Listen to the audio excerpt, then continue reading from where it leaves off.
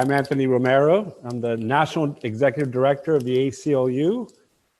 I want to thank you all for joining us for our post-election town hall. This is our largest audience yet. We only invited 4 million of our closest friends and supporters and activists and social media followers. We had an amazing number of RSVPs, over 800 questions sent in beforehand, which we're going to get to. And you know, clearly the card-carrying members of the ACLU are awake, they're paying attention, even if you're a bit sleep deprived, and maybe we're beginning to exhale a bit. So let me do some disclaimers up front. This town hall is off the record. If there are journalists among us, nothing that gets said here is for attribution or citation. I also want to be clear up front that the ACLU is a nonpartisan organization. We did not endorse Joe Biden. We did not oppose Donald Trump. That is not who we are as an institution. But just because we didn't pick a candidate doesn't mean that we didn't have skin in this game. And before we delve into the election, I just want to offer some of my personal reflections from the cockpit.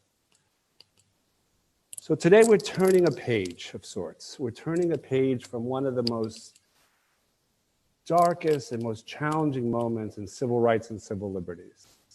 Over the last 4 years, we've weathered an all-out attack on our basic freedoms.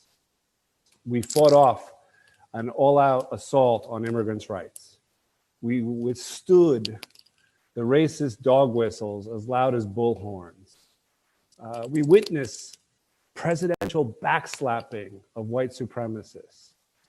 And for his anti-civil rights and civil liberties agenda, Donald Trump is being democratically removed from the Oval Office by his employer, the American people. And our nation's election system has withstood record turnout. It has withstood an avalanche of mail-in ballots in the middle of a pandemic. And we have withstood the attacks of a president who would rather tear down democratic norms and institutions than admit that he is a loser in a national election. And the election may have been slow, at times excruciating, but democracy in the end worked as it should have, with every vote being counted. And the people will choose their leader rather than the leaders choosing the voters. And we have you all to thank for helping us play our part. We brought over 450 legal actions against the Trump administration, all in. In the last 7 months, we have filed 33 voting rights lawsuits to protect the right to vote. And you'll be hearing today from Dale Ho, the director of our Voting Rights Project, in a second, who will talk to us about how we see that litigation playing out now and what stands in the balance as we count up these final votes in the national election. Over the last year, we prepared our battleground states, and you all will be amazed and thrilled to meet the leaders we have in our battleground affiliates in Georgia, Pennsylvania, Arizona, Nevada, Michigan, North Carolina, Wisconsin. We've been meeting as a group 4 times a day. The last call is at 10 p.m. And we want to make sure we share with you some of our own perspectives with folks on the front line. Only the ACLU has boots on the ground in each and every single state. And so we have a unique ability to jump in and track the issues and intervene in any litigation when necessary. We also mobilize our membership. And you'll hear from the head of our organizing department. You'll also hear from the head of our political department what policy plans and proposals we have at the ready. But we could not have done any of this without your help and support.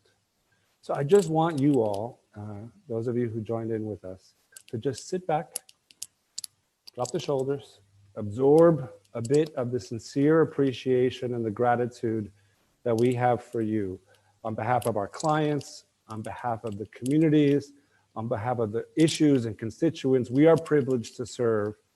We want to thank you for helping make their lives better because of your belief in us. All right. So let me invite now one of my colleagues and heroes to join me on this Zoom stage, Dale Ho, the director of our Voting Rights project. Dale, are you with me now? Yes, I'm here. Thank you, Anthony. All right, there, I see you. I see. I was just looking for you. Okay. So we've gotten a bunch of questions for you, and you are the one who's going to help my folks sleep better at night today. But I wonder if you could start out with answering this one question. When will this end? Right? It's from Carolyn from Seattle, Washington. And then another one asks, how long is eternity? So tell us where you see the litigation, the state of play, these lawsuits that have been filed across the country by the GOP, by the Trump administration. Give us your read about where we stand and how things are going and how you see things from where you are. Those are great questions. How long is eternity would probably take us an eternity to unpack. But as for how long the count's going to go, it depends. I know elections workers are working as fast as they can to try to count every ballot. The most important thing is that they get the count right, not that necessarily that they get it fast. So they're going to take the time that they need to make sure that they've got it right. Now, we knew for months that we were going to be in this situation for two simple reasons. One, we have a record number of absentee ballots being cast this year, primarily due to concerns about health and safety with the COVID-19 pandemic going on.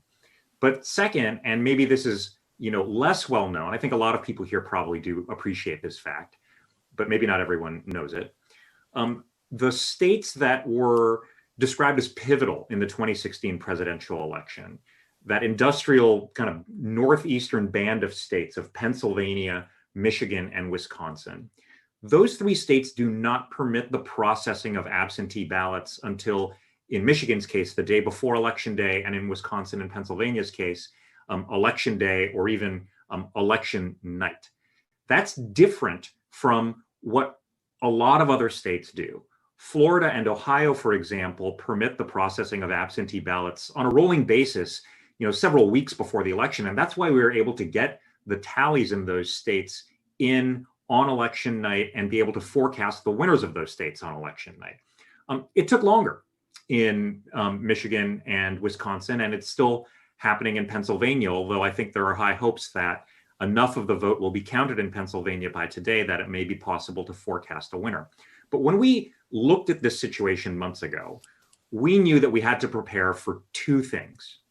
One, we had to prepare for possible efforts to interfere with the full count of the ballots in those states, because we knew it was going to stretch beyond election night and that would create opportunities for malfeasance. And second, we knew we had to prepare for efforts to disqualify large number of ballots. Right.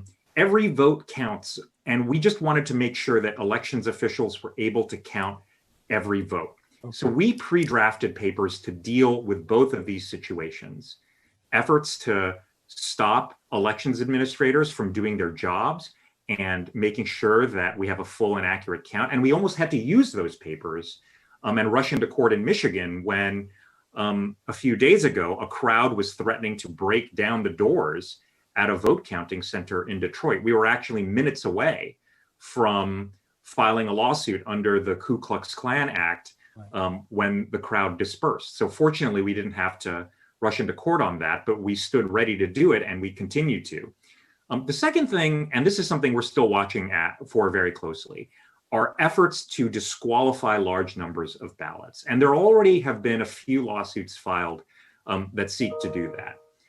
The good news is that we do not see, as of now, any cases that could threaten to disqualify a large enough number of ballots that could plausibly put the anticipated outcome of any state into doubt, let alone enough states that would destabilize the results of the presidential election. So we feel good about the current state of play with litigation right now.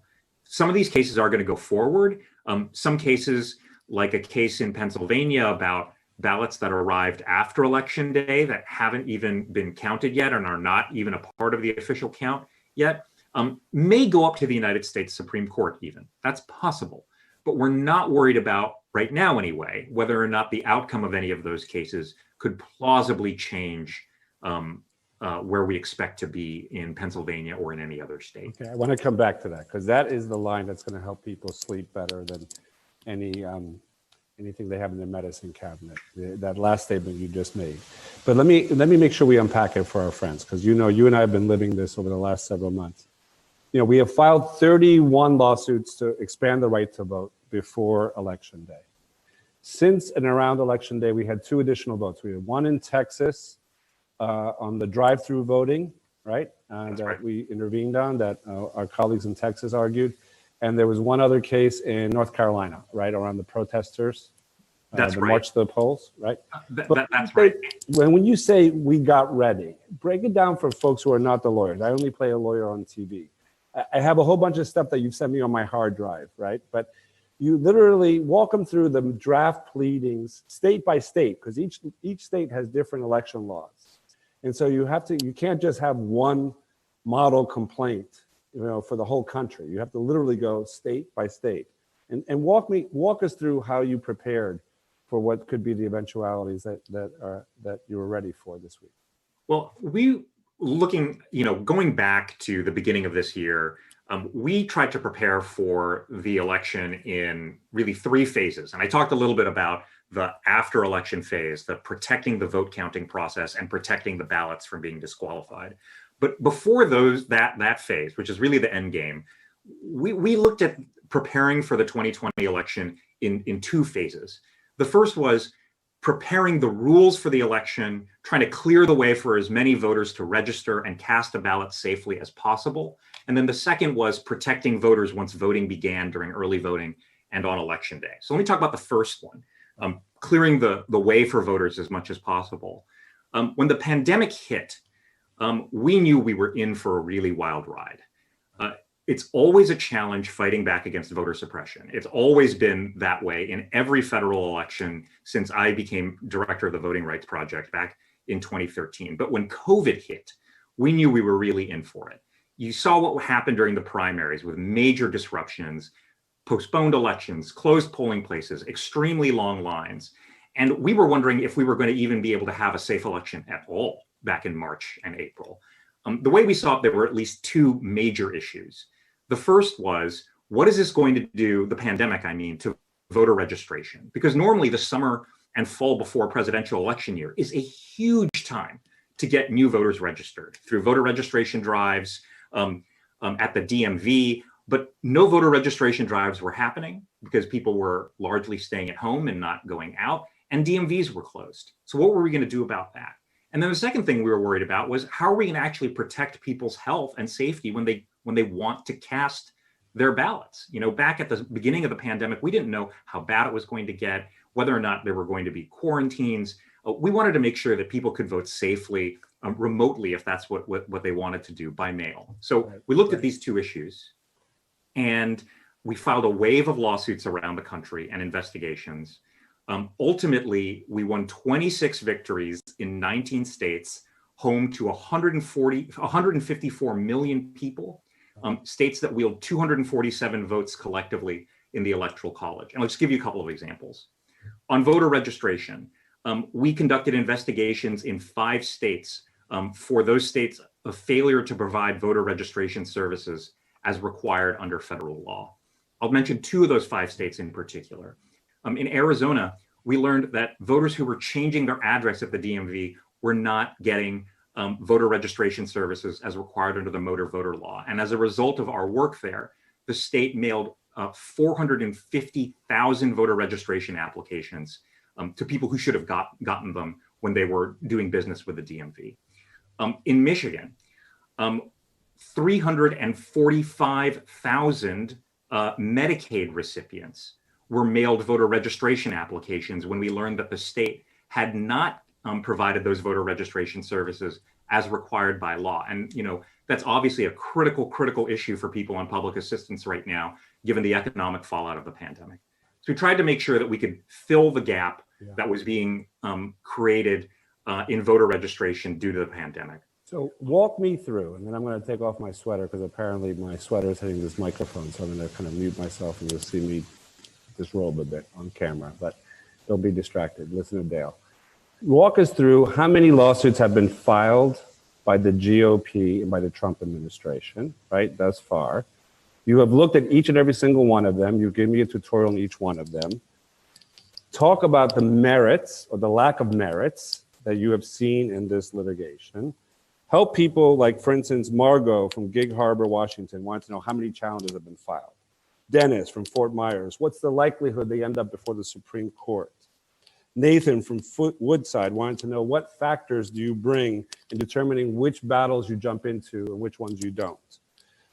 Kathy from St. Paul asked, if Biden wins, are there legal avenues to dispute the result, right? All of these questions tied into, folks don't know the litigation the way you do. So walk them through why they can sleep as soundly as I slept last night when you and I talked at 11 p.m. Right now, and this is the top line, I think, takeaway that people need to have.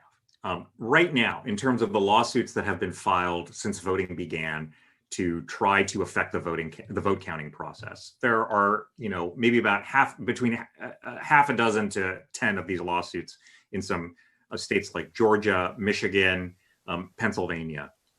Right now, we do not view any of those lawsuits as plausibly affecting the a large enough number of votes that they could throw the outcome of any individual state into question, or enough states that could throw the outcome of the election overall into question, given what the projections indicate where we expect those states to land. So that's the big takeaway. Right now, we're not particularly concerned about the litigation that's been filed. But let me tell you about what these lawsuits look like. There are basically two types of lawsuits that have been filed by the Trump campaign so far. First, there have been challenges to the way that votes have been counted. And really, these are very, very, basic cases about the procedures for vote counting and whether or not enough poll watchers, elections observers from the campaigns have been permitted to watch the vote counting process. No one has in any of these cases alleged that there's been anything illegal or problematic with the vote count itself or with any of the votes themselves. Just some arguments that the campaigns have not been able to get enough personnel into the buildings in order to watch vote counting. Most of these lawsuits have been dismissed right away. There was one in Michigan that was kind of laughed out of court, another one in Georgia that was also laughed out of court because the Trump campaign couldn't even identify specific individuals who had been unfairly excluded from a vote counting location. There was one case in Pennsylvania where a court ordered more permission for people to come in and to stand closer to the people who were conducting the count. But again, these lawsuits don't really make any difference in terms of the number of ballots that are going to be accepted and included as part of the vote count. It's just about procedure of the vote counting process. I'm going to give out your cell phone at the end of this town hall. So if any of our folks can't sleep well at night, they can call you. A bunch of them have been texting me, and I've been asking you to corroborate, but don't go far, Dale, because I might bring you back to talk about some of the litigation in some of the specific states. But I want to thank you very, very much, Dale. And that's the caliber of lawyer you've got standing watch over voting rights. Luckily, he doesn't do it alone. And with offices in each and every single state, we have been especially focused on building out the capacity and backing up the amazing leaders we have in these battleground states. And no one better than Andrea Young. Andrea Young, one of my dear friends and heroes in Georgia. Come join me on the Zoom stage. Hello, how are you? You don't look any worse for the wear. You look great. I love Georgia on my mind. Yeah, I started feeling better about 4 a.m. this morning. Oh, God, let me tell you, I love Georgia, So walk us through, where do the ballots stand right now? Talk to me about the work you've done around this election. Yes. The nonpartisan work. Yes. Right? Well, when I express an opinion, it's my personal opinion, it's not the ACLU opinion. So, Talk to us about what the. so here's the thing. When I started as ACLU executive director in Georgia, voter suppression was my primary focus for 4 years. So the 1 million votes that were cast this year, 1 million more than in 2018, is because we have been successful working with Dale and his team. We have been successful at making it easier for people, for everyone who wants to vote, to be able to vote and cast an informed ballot. So right now in the state of Georgia, over 1 million people have voted, more than voted in 2018. Over about 1.3 million voted by mail, and that's what you see that's taking the time for the count. And there are about 8,000 votes left to count that we know about. And until 5 o'clock today, any military ballot that comes in will also be counted. So citizens, volunteers, poll workers, I think someone called them first responders for democracy, are counting these ballots in counties across the state. And we really feel this is the fruition for us of 4 years of relentless effort to eliminate voter suppression in all of its forms. Yeah. And one of the things that we issued earlier last week with Andrea's help, but also the leadership of our data analytics project, was looking at the disproportionate impact on communities of color if you tried to just cut off the mail-in votes. Yeah. Because that's how many of the Black and brown communities were voting. Andrea, give us a sense. You have a question here from Doug in Cincinnati. If there is a state recount, who is allowed to participate in the recount? Are there party delegations? Are they nonpartisan? Walk folks through it, because everyone knows that this is a very tight race in Georgia. So they want to know what's coming next around the corner.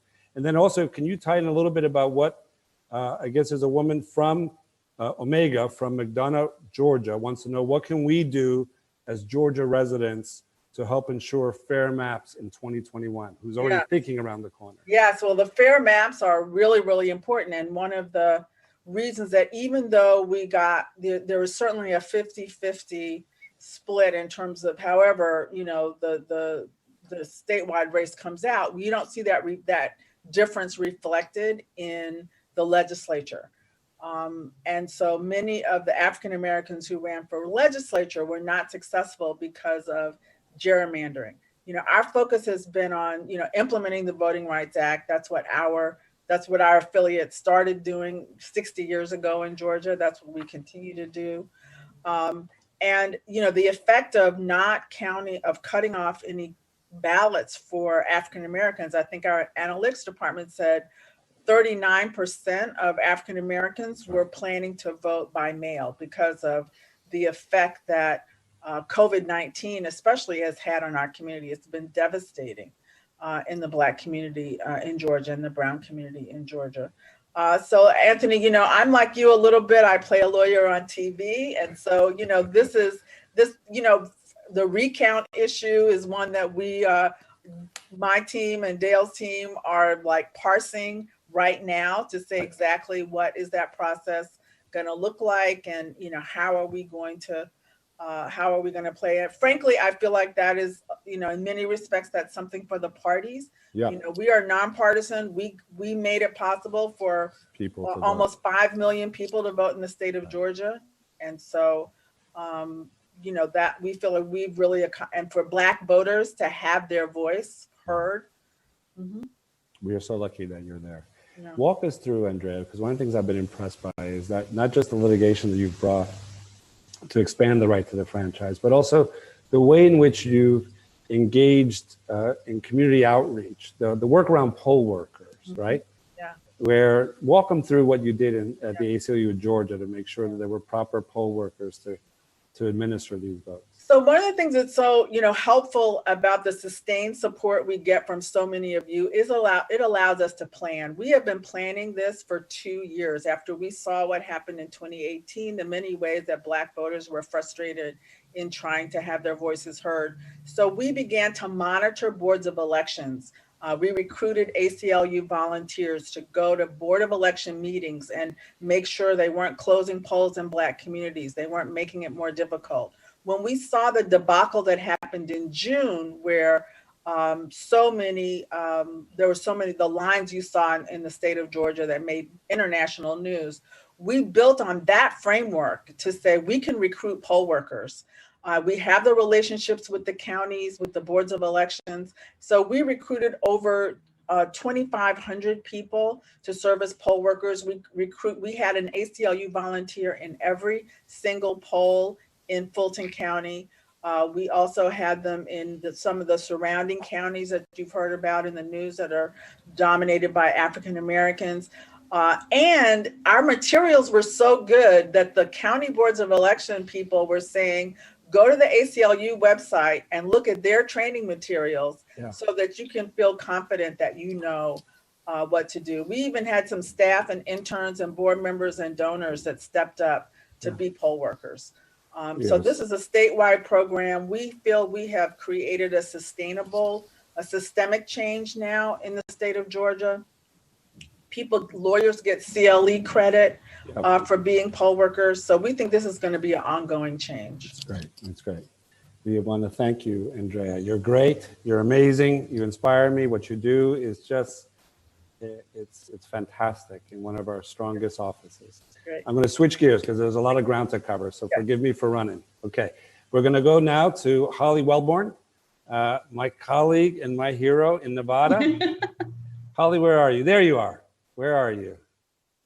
I'm looking for you. I think they're bringing you up. They're on the Zoom grid. Holly Wellborn.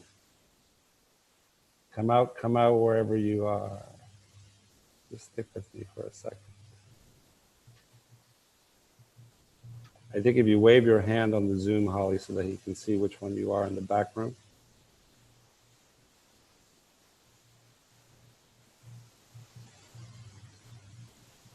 You see, she's got the "We the People" sign. There you are. Okay. Thank you. Thank you. Thank you, Ethan. Thank you, colleagues. Hello, Holly. You look well. Thank you. You've been keeping me up at night. Your state has been keeping me up at night. They keep telling me we got a tranche of votes to dump on, and then I stay up and I kind of set my alarm and I wake up and there ain't nothing. So walk me through where we are in Nevada right now. Where do the ballots stand? What is the ACLU in Nevada keeping an eye out for? And, you know, talk to me about this registrar of yours, because I just think he's become a kind of a national sensation. So talk to us about what's going on in Nevada. What are you looking at and what's happening with your registrar? Lots of exciting things going on here in Nevada, and we're doing this deliberately to keep everyone on their toes because everyone says our state name incorrectly. So it's completely deliberate. Just kidding. But right now, the state of play here in Nevada, there's about 131,000 ballots that need to be counted. And those are 90% in Clark County. Clark County is our most populous county in the state with about 2.2 million people. So it's incredibly diverse, and it's mostly mail ballots that we're waiting to count. There are some provisional ballots, about 44,000 of those are same-day registrations that have to be counted. They have to verify who those individuals are. But I do think that we'll start seeing progress, start seeing some changes as soon as all of these votes are counted. And that's really what we're focused on here.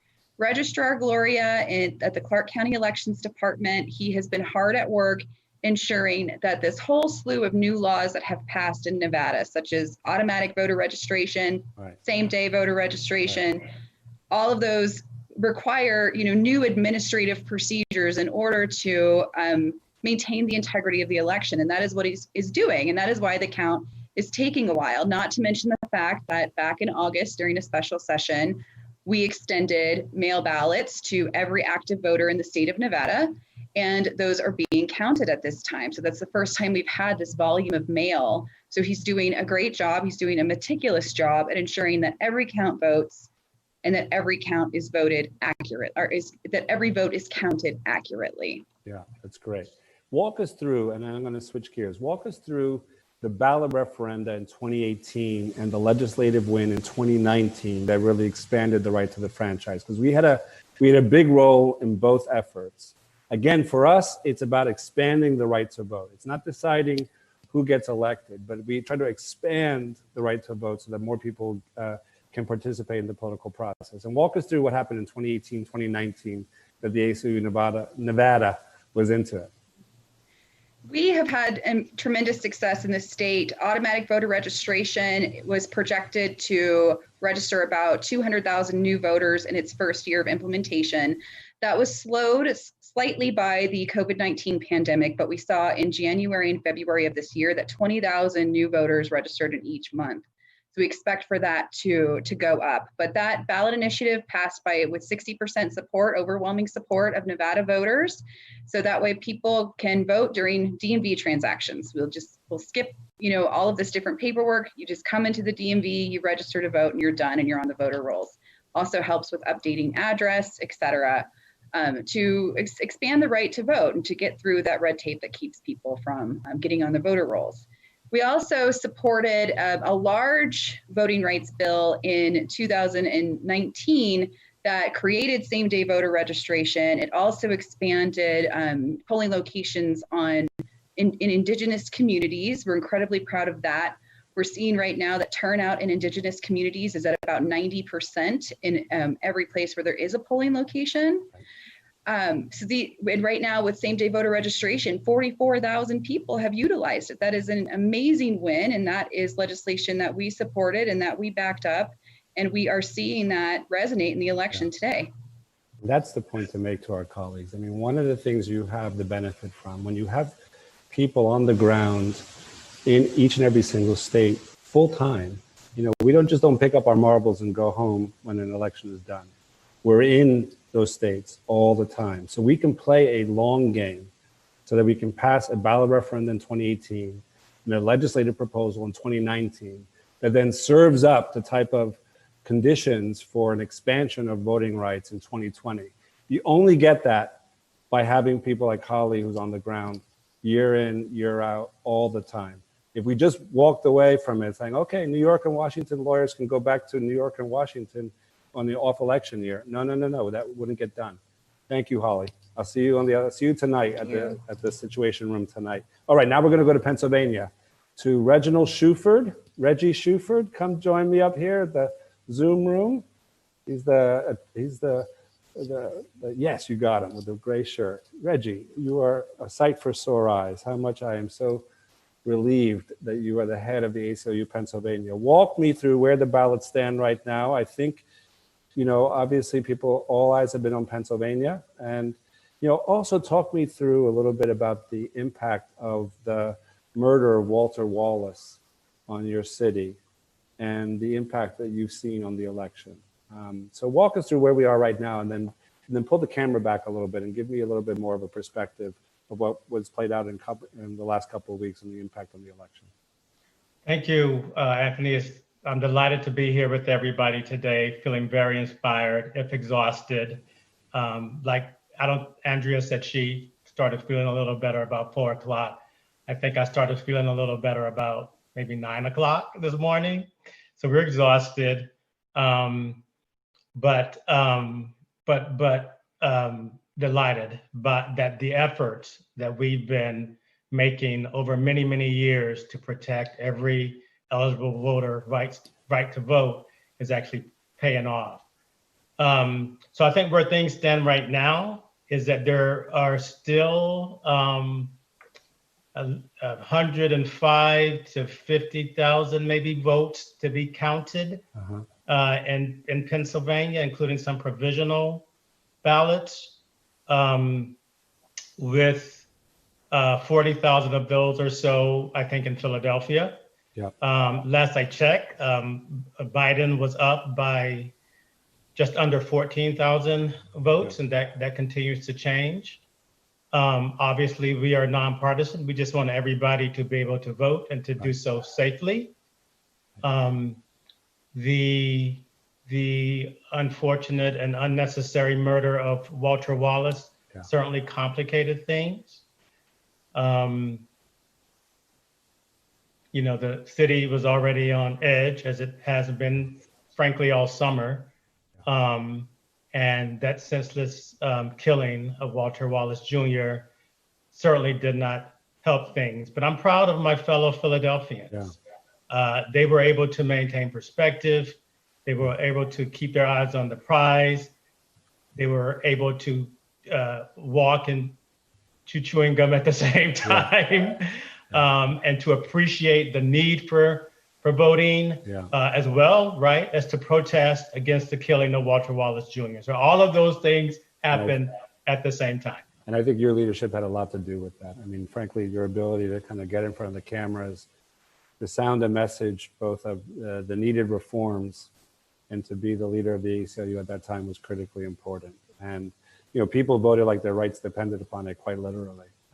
Let me invite Dale Ho to come back to the stage for a second while I ask up the second question. Talk to us about, you have a question from Dion from Reading, Pennsylvania, who wants to know, Reggie, whether you work with other organizations like the League of Women Voters, the NAACP Legal Defense Fund. And then when we get Dale Ho back on camera with us, I think the wrong one, I want to talk a little bit about the litigation in, we want Reggie and Dale, Ethan, if you can have the three of us, because I don't want to lose Reggie. But Dale, while I have you. Oh, no, you got Victoria. She's coming up next. She's Arizona. You see, we got a lot of people to cover. There we go. All right. I'm happy. What do you do with the League of Women Voters, with the LDF, and Dale, speak specifically about the litigation in Pennsylvania and the amicus you've just filed. Great. So none of the work that we do in Pennsylvania is by ourselves. We work in active coalition with organizations like the League of Women Voters, Common Cause, you name it. We love it, right? We are able to leverage our particular expertise and resources and do what we do best, which is litigation that Dale can talk a little more about. But also we run a command center for every election that can receive calls about issues at voting precincts on the spot. Right. We have lawyers dispatched in every county who can show up in court. This year, we received 3,000 calls to our command center, and mostly there were very minor issues that we were able to get resolved. We ended up going to court just once on a language access case. But we work in coalition with a lot of organizations, but League of Women Voters in particular is a frequent plaintiff. So we represent them in a lot of our lawsuits. And Dale, I'll let you talk about the amicus brief that we filed last night. Yeah, on the provisional ballots case. That was last night, Dale? Yeah, that's right. So I mentioned, I think I referred to last time I was talking about to two buckets of lawsuits. You have the lawsuits that the Trump campaign is filing about not being able to observe the ballot counting process. Those all seem kind of frivolous. Then there's a second bucket of lawsuits, and there are a number of these in Pennsylvania right now that are trying to actually disqualify certain ballots. The issue in the lawsuit that's moving right now is an issue about people who submitted an absentee ballot, so by mail or at a drop box, and then there was a technical problem with that ballot. They were notified of that. So something like wrong, signatures in the wrong place, or they wrote today's date where their birth date was supposed to be, or vice versa. Their ballot was dinged on that technicality. They were notified of that. And then they came in and cast a provisional ballot. Those provisional ballots have not been counted yet. So these are not ballots that are part of the voting totals that you're seeing right now. But the Trump campaign has sued to try to stop those ballots from being counted. Great. Now, we filed an amicus brief in that case last night. What time was that you filed? At 9 o'clock, 8 o'clock, 9 o'clock last night. It's in state court. It'll move through the state court system. We'll see what the state court judge does. It's an important case because these are people's votes. It's people's voice. It's their right to be heard. But again, I want to assure people that as important as that is, and as important as the work is to try to preserve those people's votes, it's not a part of the tally that you're seeing right now, and the outcome of that case isn't going to change the where we expect the final results to land in the presidential race in Pennsylvania. Okay, great. Thank you both gentlemen. Reggie, thank you very much. Dale, pick up your phone whenever I call you on the speed dial because I have questions for you throughout the weekend. Ethan, if we can move now to pick up some time, I'm going to go a little bit out of order. So I'd like you to pick up Victoria Lopez, my colleague from the ACLU of Arizona. And then I'd also like you to bring up to the stage for me Sharon Dolenti. So bring them both up at the same time so I can see if I can catch up some of the time I talked too much at the beginning. But we have Victoria Lopez, who's my colleague from the ACLU of Arizona. And we have Sharon Dolenti, who is the voting rights strategist of the ACLU of Michigan. So if the three of us could be able to be in conversation and community at the same time, that would be ideal.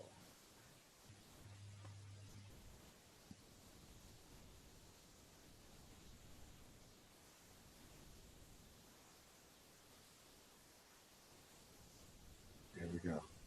There we go.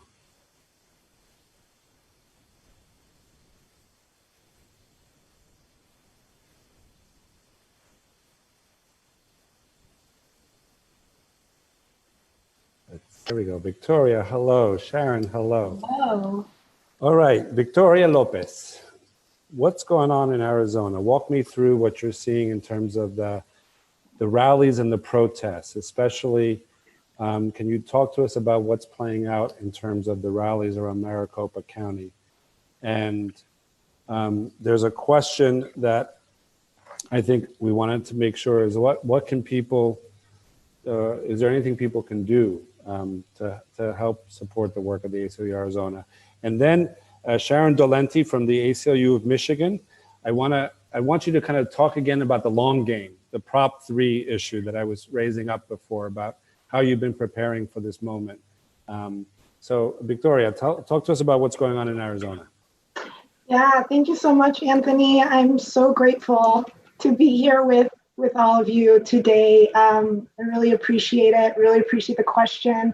You know, like in many places across the country, we've seen just historic turnout. In Arizona, we've got about 300,000 ballots in Arizona remain to be counted. 138,000 of those ballots in Maricopa County, the largest county in the state.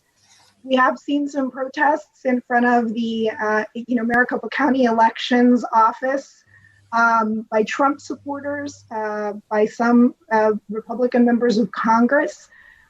We have been, relying on our Secretary of State and our Maricopa County Recorder's Office to continue to do their job, continue to count those votes, and make sure that the voices of all Arizonans are heard. So we are watching, like everybody across the country, waiting for those numbers to come in from Arizona. The next results will be reported this evening at 7:00 p.m. local time. Right. And we'll be watching with the rest of the country. Great. Sharon, talk to us about a Proposition 3 or Question 3 and why we played that game 2 years ago that played out in Michigan this week.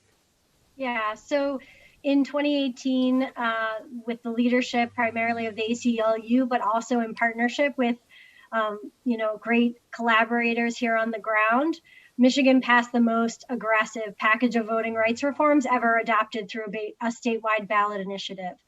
It was resoundingly supported. 80 of 83 counties in Michigan voted for it. And it was a great victory in and of itself, but it was also the last 2 years have been about fulfilling on the promise of that ballot initiative. At the time in 2018, we thought it would increase turnout by 200,000 or perhaps 400,000 at the top end. Our numbers as of our election on Tuesday is that we increased turnout from 2016 by more than 600,000. Michigan has seen more than 3 million people cast an absentee ballot. We didn't have that right, and we could have never known how important that would have been this year. But not just the voting by mail. Michigan had almost 30,000 people register on election day as a result of the changes we made in 2018. and 300,000 people registered or updating their registration address in the last 30 days. That's Michigan amazing. used to have a 30-day voter registration cutoff. So all of that work we did in 2018, was about the victory then, but also in preparing to really significantly increase turnout in Michigan this year, given that the margin were so close and are so close in elections, and that every vote matters and every vote counts, and we wanted to make sure that everybody in Michigan was able to make their voices heard. So Proposition 3 was drafted in an ACLU office. How much did we spend on Proposition 3, Sharon? I think the total budget was about $5 million for the whole proposal, with the ACLU making the most significant investment. I think we were over $2.5 million from the headquarters, plus you guys and the affiliate. And the vast reforms that went in place is what you see playing out this week. How many same day election day registrations were there? 22,000? So I don't have all the numbers because it's just a few days, but what I can say is that there were 28,000 on election day. On election and day. we'll be able to get many more of those numbers. All right. And it was a great victory, but we are, here in Michigan, we're having to watch the pushback that we saw at the TCF Center.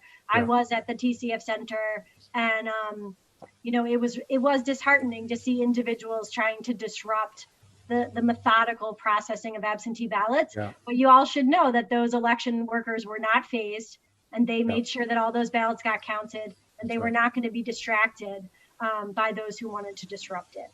All right, let me ask a question to Victoria before we let the two of you go. So you have a question, Victoria, from Martha from Flagstaff, from your neck of the woods. What can Secretary of State Hobbs do to validate votes? What does all this have to do with marking ballots with Sharpies? And then there's a question from Corrine in Prescott, Arizona. If I donate to the ACLU, does my support go to the ACLU of Arizona as well? I think the last one's an easy one. But first, the question from Martha for Flagstaff. Secretary of State Dobbs, in terms of validating votes, and what is this Sharpie gate that we keep reading about?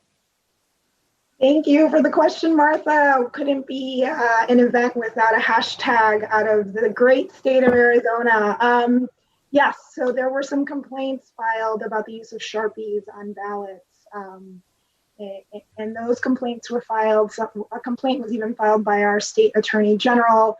I will say our Secretary of State Hobbs and our Maricopa County Recorder's Office very quickly dispelled any issues about Sharpies being used for voters to mark their ballots. They affirmed that ballots marked with Sharpies would be counted just like all other votes. The Attorney General for the state of Arizona then acknowledged that this issue is actually a non-issue, and the vote continues to be counted in Arizona. Right, and then of course, if she contributes to the ACLU, we share the money. I mean, part of anyone's gift stays in the state where you reside. Some of it comes to the national office where we work, and then some of your money goes back out to the states that can support themselves. So definitely, thank you, Victoria. All the support you get is a great investment. Thank you, Victoria. Thank you, Sharon. Ethan in the control booth. I'm going to drive you crazy. Now we're going to go to Molly Collins, and we're going to go to Chantal Stevens. Molly Collins from Wisconsin, Chantal Stevens from North Carolina, and then we've covered all of these bedeviling battleground states.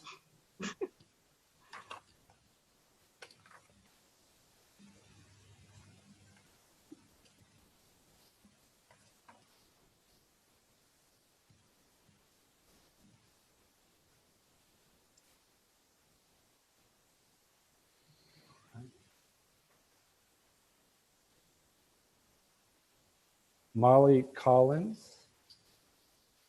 I feel like I'm playing Red Rover, Red Rover. I see you. She's waving. I call Molly Collins over. She's got the gray backdrop. There you are. And there you are, Chantal. Okay. Hi. Hi, great. You both are sight for sore eyes. Okay, Molly, let's start with Wisconsin. First, how are you? You doing well? I'm doing great. So walk me through, like what we did in Michigan, walk me through the work we did in Wisconsin. Those were two states that we prioritized for our Rights for All, Get Out the Vote effort. And in Wisconsin, we had fought off this kind of these voter purge efforts in years previous. But walk us through what you did in Wisconsin. Then you have a question from Elizabeth from Appleton. Is my state ready to have a revote? It's a question I think that's on her mind. And then Anya, you have from Milwaukee. Are any lessons learned in voter engagement? Any surprises? And then I'll turn to Chantal Stevens in North Carolina. So this year in Wisconsin, our work focused on doing get out the vote work to ensure that people knew how to vote safely during the pandemic, whether it was by mail, early absentee, or on election day. And we targeted historically marginalized voters in key geographies that were less likely to be covered by some of our partner organizations, and that were strategic to our long-term legislative plans and work. And we had 7 organizers on the ground in places we hadn't had staff before. So we really worked on making sure that voters had the how to vote during the pandemic, and then the why they wanted to vote. In terms of Elizabeth's question around whether or not, we need to re-vote in Wisconsin, we won't need to vote again. But after the 72 counties perform their canvasses, they will be, finishing the finalizing, certifying the count. And then if the losing candidate is within 1% of the vote, they can ask for a recount. I think, what I'm pretty confident in is that the recount will find what recounts have in Wisconsin in the past few years, which is that our state election officials are really capable and honest, and that our election has integrity. And so, I think one of the things that I was most surprised about, to get to the last question, was the election actually went pretty smoothly here in Wisconsin on election day. Yeah. And, we planned for a lot of worst case scenarios, both internally with the ACLU and with a lot of our partner organizations. And we just didn't see it manifest. We did a lot of election observing with our partner organizations and answered over 490 calls to the election protection hotline. But really, those calls were not the sort of worst case scenarios that we had all been planning for. So I think the process worked well. Yeah, that's great. Walk me through what you did in terms of trying to turn out the vote in Wisconsin. What types of subgroups did you target? What did you do to try to get people to be engaged with the political process? You didn't tell them who to vote for. You obviously, that's for them to decide. You just wanted them to engage the political process. Walk us through what you actually did. Well, we wanted to make sure everybody knew how to request an absentee ballot, because there was a lot of fear that Wisconsin's a pandemic hotspot right now. There was a lot of fear that people wouldn't come out because they were scared to vote in person on election day. And the absentee process is a little bit complicated. And so we really did a lot of messaging, direct mail, phone calls, texts, social media advertising, Facebook Live town halls. All of those sorts of things to make sure that people really had sort of all the election mechanics. And then we just talked about the issues that we knew people cared about. And we specifically were talking a lot to voters of color, specifically Black, Latinx communities and Indigenous groups here in Wisconsin. Great. Chantal Stevens, the Executive Director of the ACLU of North Carolina. How are you? I'm well. How are you? I am great. I am great. How could I not be well when you're on my team? So North Carolina. So talk to me about what you're seeing in North Carolina. Talk to me about where things stand. Talk to me also about what other races are you watching, right? Because, it's not only about the presidential. The ACLU, as we'll hear from a second from our final 2 speakers, is deeply concerned about some of the down ballot races that have an impact. So walk us through what you're seeing in North Carolina, Chantal. Sure. And what are you seeing? Great. So we don't actually canvass until November 13th. So we are in this for the long haul. So you'll notice that the races are really close. And so a lot of calls haven't been made. And we are really waiting to get to that point, right? So like my colleagues before us who spoke earlier, North Carolina too had a record-setting voter turnout, 74.6% of registered voters versus 69% in the last general election. So that's just super impressive. But that means we have a lot of votes that still have to be counted, and we have to get that canvass done. So after a lot of legal wrangling leading up to the election, ballots that were postmarked by 5 p.m. on election day have to be counted, as long as they're received by the local county boards of elections by November 12th. Yep. And it's really important for us to know that local boards of elections can only count ballots at official meetings. And most of those are scheduled for the 12th. So it's going to take us a little while before we can certify and have those final numbers. Now, there are a few places that expect to receive considerable amount of mail-in ballots, which have official counts take place before then, for instance, in Mecklenburg County. Yep. And they're doing so today, but they'll likely have to do so again on the 12th. There are about 116 mail-in ballots remaining, but it's unclear how many of those will be returned by voters and were postmarked by election day, right? And we still have about 40,000, a little bit more than 40,000 provisional ballots outstanding throughout the state. But historically, what we've seen is that only about half of those provisional ballots are accepted. Uh-huh. So talk to me about Mecklenburg County. Wasn't that a place where you did some work either last year or the year before on a, what was it, a sheriff? The sheriff's race, that's so correct. walk me through the down ticket races, because I want our folks to understand that, you know, we really do try to educate voters on the important civil liberties and civil rights issues that have to do with the down ticket. What does that play in Mecklenburg? Sure. Well, this year we focused on issue-based voter education that would have an impact on criminal and youth justice issues in both Mecklenburg and Wake, because those are our two most populous counties. Right. And we focused specifically on school board, right, and county commissioner, because they provide a base of power for future campaigns, including the state's redemption campaign through the Campaign for Smart Justice and defunding the police in urban areas to reinvest and support programs for Black and Brown communities and interrupting the school to prison pipeline, right? So in that Wake County Board of Education, candidates in contested races who responded to our candidate scorecards in ways that reflected they were supportive of justice reforms in the county's public schools all won. So that was great, right? And then for the county commissioners in Wake, candidates in contested races who responded in favor of support and transparency and investment in communities over police all won their races. And that's 4 out of 7 districts. And then in Mecklenburg, 3 candidates with the most favorable responses to our issue scorecards, all of whom expressed support for removing school resource officers from local schools. They won their contests. One of the races that we're definitely paying close attention to is the race for the Chief Justice of the North Carolina Supreme Court. That is extremely close. Right, with the racial justice. The current Chief Justice is a Democrat, and she trails her challenger by roughly about 3,700 votes. And this is a case where provisional ballots and yet to be counted mail-in ballots could decide the race. Now, if the incumbent wins, that Democrats would retain a 5-2 majority in the North Carolina Supreme Court. If she loses, Democrats would have a 4-3 majority.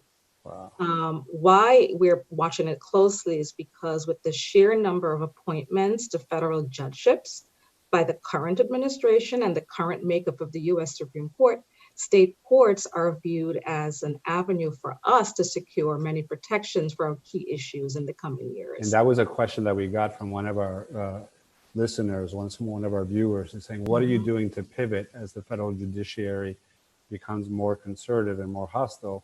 It is focusing on these state courts. And that's why the composition of the state courts is so important. Chantal, what you taught me that I want to share with folks is that in national elections, when it's always, you're trying to get people off the sidelines to care, it's the local elections that sometimes are the most motivating, because people say, well, what, my vote doesn't count, my vote doesn't matter. And yet if you can show them it really matters in school boards, in sheriff races, in county races, you get them off the sideline. And so these down ticket races have up-ticket impacts as well. Absolutely. I never knew that until you schooled me. So No, I'd highly doubt that, Anthony. But the state court litigation strategy would still be possible, even if the incumbent loses. yeah, But things will certainly be tougher, right? But it's not impossible. And so we're still keeping faith and holding on to hope. Plus, there's civic education. You're actually discussing civil liberties and civil rights in the context of an election. That's what Yes. we do. That's what we do. Thank you. Thank you both. Thank you very, very much. Molly, thank you. Chantal, see you on the other side. November Bye. 13th, huh? Wow. Yes. Oh, all right. My final two guests, and thank you for your patience. Those are the battleground states. So my final two colleagues are people who work with me in the national office, is Ronald Newman, the national political director, and his deputy, Tanika Boyd, the deputy national political director in charge of our organizing team. So I think this is, I really, here we are. Tanika's in the orange, Ronnie's in the gray. They're bringing them up. All right, here we are.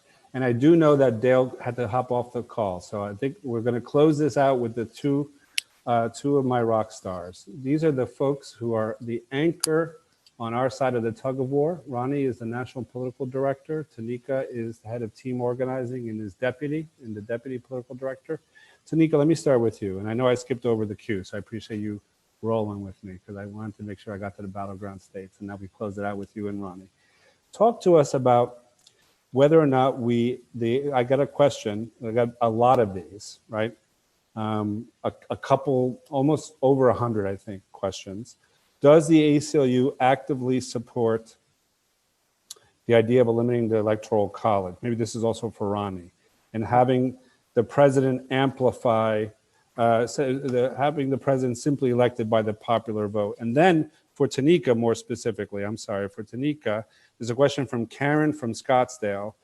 What can we do to help in Georgia, Arizona, Pennsylvania, Nevada? Almost everyone is asking you, Tanika, what can they do? And could you share with them your thoughts on grassroots mobilization, what's playing out this weekend? Talk to them about the text program you've set up so they can get action alerts. So let's start with Tanika. So first, what can folks do if they're really feeling a little anxious on the sidelines and they want to get out and do something for democracy? What would you suggest for them at the moment? Yeah, I mean, first and foremost, we want to tell folks that this is how democracy moves forward, right? It's just moving at a snail's pace. And so much of what we will see this weekend is folks engaged in rallies to make sure that every vote is counted across the country. We launched many years ago a network of volunteers who really move ACLU forward, and that it's the lifeline of ACLU called People Power. And so first and foremost, you can join peoplepower.org, which is our site where you can sign up to get texts, alerts on actions happening this weekend. We're also sending around rallies, and we're supporting our allies and friends who are thinking through what it means to count every vote. The second thing I'll say is also if folks can text COUNT to 82623. Again, that is COUNT to 82623 to make sure that they're signed up for action alerts, to make sure that they know what's happening with ACLU. And we will continue to make sure that every vote is counted. We'll continue to take action because we know that when people take action, democracy prevails. So there's this woman, Kaya from Farmington Hills, Michigan, asked you a question. Do you think that phone banking and text messages were effective tools to get out the vote? You're asking an organizer if I'm they think asking you. Organizing tactics are effective. Absolutely. Especially, I think we faced a rough year in 2020 as a country and as a world, right? We went through COVID. We saw massive uprisings this summer of people really protesting around the way they're being policed in their communities from the death of, Ahmaud Arbery. We saw the murder of George Floyd, Tony McDade, Breonna Taylor. We saw a string of what happened this summer that really triggered folks. And people took to the streets. But we also continue to support in our political advocacy department down ballot races from Maricopa County to supporting work in Michigan to down in Miami-Dade to sheriff races in Georgia using text messaging and calling. And that was really powered by our volunteers. Yeah. We sent over 1 million text messages. We made over 2 million phone calls, and we were really able to deliver on some really important races down ballot. Another question. If I'm in a blue state where calling my senator won't help, what can I do? Yeah, you can sign up for on peoplepower.org because we are taking volunteers from across the country. Our 675,000 activists this year are from all across the country, leaning in to take action in states that still need to have their votes counted. And so we want to make sure that everyone knows that we're watching and we believe that democracy will prevail. So again, sign up to peoplepower.org. I sound like a broken record to get plugged in, and we will definitely get you a volunteer opportunity that can work out. And then text COUNT to 826-23. 826-23. Yeah. All right, Tanika, thank you very, very much. Thanks for your patience. Ethan, last thing I'm going to do to you, to torment you, is to swap out Tanika while you bring Dale up here. And then I'm going to ask Ronnie, the National Political Director, a couple of questions while you do that. Thank you, Tanika. See you on the other side. See you tonight. I think he is. I see him. Back. Hi. Ronnie Newman, talk to me about the Electoral College. You're the National Political Director. You're my chief political operative. You're the one in charge of the entire C4 arm of the ACLU. And everyone's scratching their head. Cecily from Sarasota, Florida, appreciates knowing the pros and cons and realities of abandoning the Electoral College. Then you have Paul from Milwaukee, who wants to know what is most likely to happen between now and Inauguration Day if Trump loses. I think we lost Ronnie, but you want to bring him back up on my screen. I'll just ask the question. I think you can hear the questions, right, Ronnie? Yep, loud and clear. Okay. So talk to me about those two things, the Electoral College, and what do you think happens in the interim between a defeated Trump and a Biden inauguration? Of course, and I'm happy to be with the ACLU family on a day like this. On the Electoral College, it's been interesting to see that topic become more prominent in public sort of mainstream conversations. The nice thing about being at the ACLU is that we have opposed the Electoral College since 1969. We identified a long time ago that there were democracy difficulties with that construct, and we have long sought to end it. And our opposition is grounded in the sort of basic principle of one person, one vote, which is retarded a bit by the Electoral College process.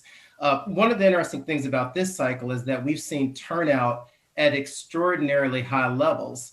And one of the nice things about getting rid of the Electoral College is that I think you would actually see turnout spike even further. I think most people on this call recognize that we have these dynamics where if you're in a state that's pretty deeply red or a state that's pretty deeply blue, your county and local elections are still really important, but for elections further up ballot, the effective value of your vote can actually be diminished. And if we can get back to a system that truly hinges on popular vote, we can revitalize the votes of each and every citizen in our country. So those are all reasons to move beyond the Electoral College. The last two things I'll say on that is the sort of direct way to get rid of it through a constitutional amendment is quite hard. We have not made the Constitution very easy to change. So I don't know that will be the route to a modification. But one thing that has picked up some steam is the National Popular Vote Compact, where certain states have taken the step at a state level to say that their electoral votes will go to the candidate who has the most popular votes. And if you can get a certain critical mass, 270 of states to sign up for that compact, you can effectively move beyond the Electoral College. And so that's something that we've worked on as an institution and hope to get over the hump sooner rather than later. What are you getting ready for in this interim period where Donald Trump is on his last legs and Joe Biden's coming in as president-elect? What are you worried about? And then also add for me the question I think that Daniel from Montclair must be interloping in our conversations. He wants to know what specific laws are implemented by the Trump administration. Is the ACLU going to target for reversal right from the beginning? So those are the conversations you and I have been having all week. So walk me through, what are you worried about in the next couple of months? What are you going to do? What's the first thing you're going to focus on when you have a President Biden and a Vice President Harris? Okay. So hopefully we will get our nation will get a peaceful and orderly transition. And I suspect that Vice President Biden and his transition team will spend the next few weeks gathering information so they know the sort of details and facts that they are stepping into as they move into power. We'll probably learn quite a bit over the coming weeks about personnel and the various actors who will be making decisions in a future Biden administration. And all of that is helpful content for us to know as an institution, because the thing that we will be doing is getting ready. You know, we've worked really, really hard the last few months, and we'll give everybody a couple days to, you know, take a deep breath and rest and relax. And then we'll get back busy, because there's lots of civil rights and civil liberties progress to be made in the next administration when we get there, and we want to be ready to go on day one. And a way to think about our preparation is perhaps in two buckets. There are a range of things that we will be focused upon that are effectively walking back certain policies of the Trump administration that have offended our notions of civil rights and civil liberties. And then there will be another bucket of actions that you might view as true affirmative progress, moving beyond the points that we've been in the past. And so in that first bucket, you can think of things like the Muslim ban that we hope ends immediately. You can think about some of the regulations in categories that we refer to as refusals, where the Trump administration has made it permissible to discriminate against LGBT persons, for instance. You can think about some of the changes in our asylum system, where we've effectively closed the door to vulnerable people seeking refuge within the United States. Those types of things can be changed through executive discretion, through administrative action, and we will be pushing to have those things changed immediately. But there's also forward progress that we need to make as a country. So if you think about the clemency power and the ability to get some of our fellow citizens out of prison, those are actions that a Biden administration can take, and we'll be having conversations with them about that. If you think about LGBTQ rights and the ability to change gender markers on passports and other formal identification documents, those are things that can be done administratively. We'll be focusing upon that. If you think about voting rights, a Biden administration could put a voting rights attorney at every U.S. attorney's office around the country to make sure that all of our citizens can vote with ease and convenience. Changing national standards on use of force, restoring net neutrality, restoring DACA, TPS. We could go on. And so we will be locked and loaded and ready to go, assuming we get into administration to push on some of the civil liberties issues that we care about deeply. All right, let me ask you these two last questions, and then I'm going to close up with you and then switch to Dale and then close this out. Talk to Sushil from New Rochelle, who's remarking on the fact that once Biden wins in a polarized and divided America along race lines, he writes, how do we change the narrative and employ a different strategy to protect civil liberties? And then remind folks about the power of the executive branch. Before you came to work with us, you were in the Obama White House, right? So you know better than most just the power of the executive branch. Remind people, even if the Senate is not going to be a hospitable place for a legislative agenda, walk people through what you can accomplish solely within the executive branch. Hope and joy, Ronnie. Those are the last two things. You know, how do we get from here to there and give them hope and joy? Yeah. So on the first point, there's obviously real progress we need to make as a nation in finding more common ground. We will never get to where we need to be with a country that is as polarized as the current country appears to be. And so we've spent a great deal of time in recent years, and we continue to dig in to try to figure out ways to engage our fellow citizens in ways that get us to 60% and 70% and 80% on issues that are important to all of us. And we've learned a bit. There's more to learn, but we've learned a bit. If you think about some of our successes this electoral cycle, we measure in Nebraska that put a ban on predatory payday lending. So Nebraska's, red America, and the ban on payday lending is an issue that we were focused upon because of the racial justice implications of that work. But we found a way to have that conversation. We found a way to talk to voters, and that ballot measure passed on election day at 84%. Wow. We need to do more of that as a nation, and that's what we're really focused upon. To your other question, there's still more counting to do, as you've heard from all of my colleagues, but it is more likely than not at this point that President Biden will have a Senate that may not be immensely collaborative, may not be immensely cooperative. And so the types of changes that we need to see legislatively may be slow going. But we have a system in which there is a massive amount of power and authority in the administrative regulatory state. And I've talked about some of those areas already. And when you get beyond those, think about the immigrant justice, immigrants' rights space. Much of the decision-making in that space is very much held within the executive. There's also a great deal of progress you can make in the area of criminal justice reform, not just through clemency, as I mentioned earlier, but also descheduling of drug possession. We're making progress on those issues, and the executive has certain decision-making authorities there. There are things you can do with public contracting, through the expenditure power. So you should not be discouraged about our ability to make progress in divided government, because, we won't be. We'll be pushing full speed ahead. Yeah, and what I will say is we say goodbye to Ronnie Newman and we focus on Dale, and then I'll close it out. My personal way to get a smile on my face is I have come up with a list of dreamers who will occupy Stephen Miller's office in the West Wing. And I have 4 or 5 people who I'm going to nominate for that office. We're going to have to do a thorough cleaning of it afterwards, obviously. Dale Ho, the question that people have. The Supreme Court is so conservative. Amy Coney Barrett is now sitting in the seat of Ruth Bader Ginsburg, the founder of the Women's Rights Project at the ACLU.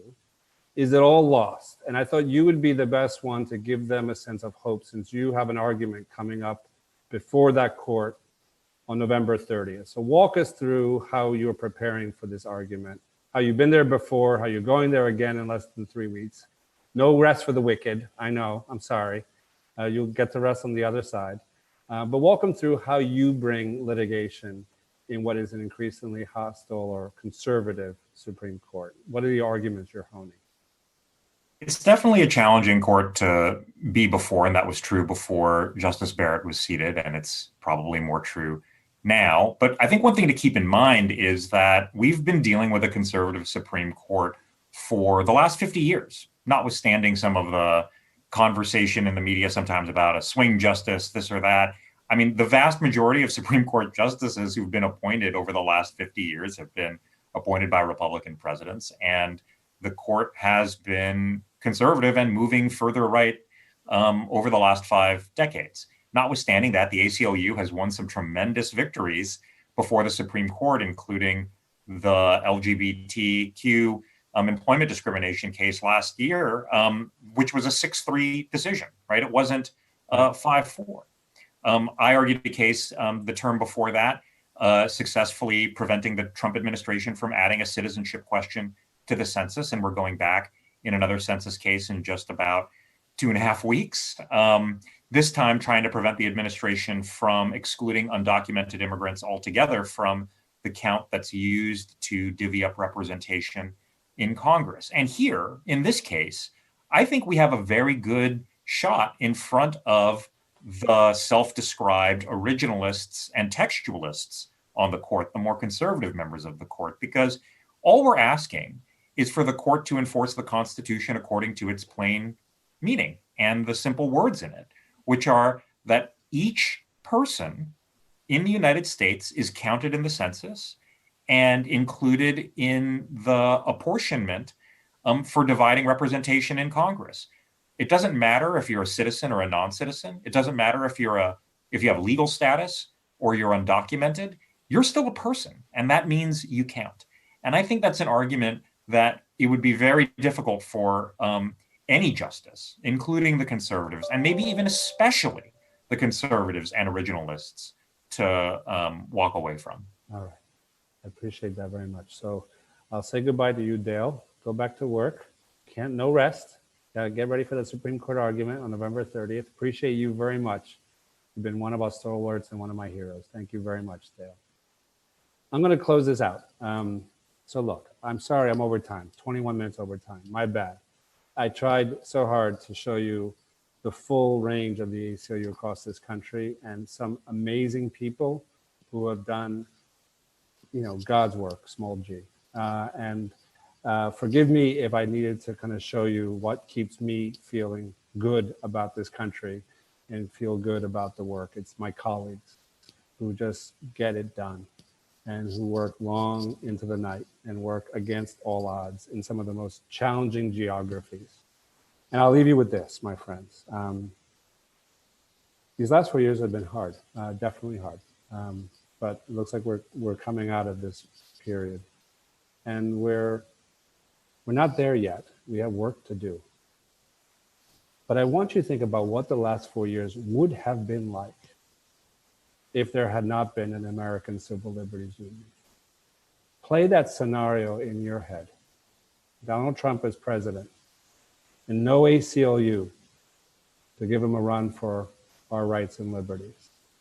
No Chantal, no Victoria, no Holly, no Ronnie, no Tanika, no Reggie, no Andrea.